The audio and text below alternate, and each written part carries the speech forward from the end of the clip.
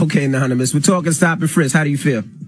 I'm all for it, but you gotta go about it a certain way. And if you're gonna go stop and frisk, you gotta put it on every neighborhood, from low-income neighborhoods to working neighborhoods. You gotta have it in every kind of suburbs, the low-income areas. You gotta have it everywhere. There's a lot of suburb areas where all these little young kids running around with guns too. So let's stop and frisk them too.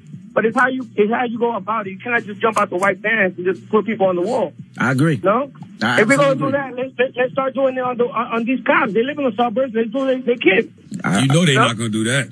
I agree. It has to be done the right way. Hello, who's this? Hello, this is Billy Buford from Detroit. Hey, Billy Buford. We're talking stop and frisk. What do you think? Envy, you totally wrong on this one this time, man. We done went through so much as it is and what the city going through and the state going through, United States going through.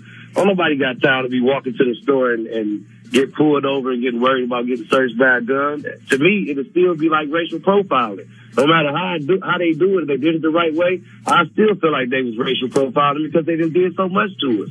I'm 42 years old. I can't be with my kids getting searched for a gun every time I come out of age at a time.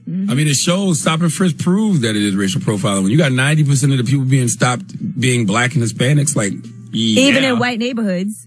Yeah, that's profiling. I think if it's done right and it's done in the areas where there is a high crime volume, I think it can be done right. And I think it could take a lot of guns off the street, and it has taken a lot of guns off the street.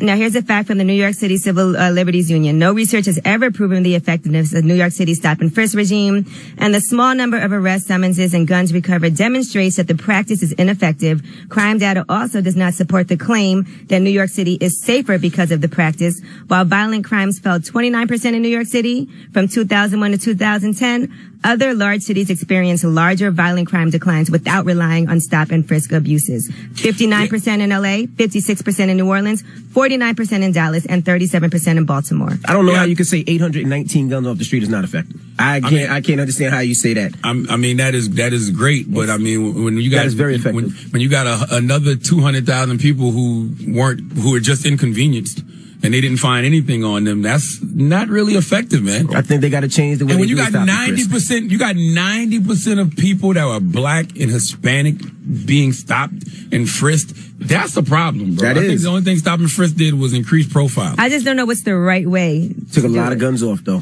But what's the moral of the story, guys? The moral of the story is power tends to corrupt, and absolute power corrupts absolutely. And I don't think that law enforcement should have that kind of power to be able to stop and frisk you whenever they please. The Breakfast Club, good morning.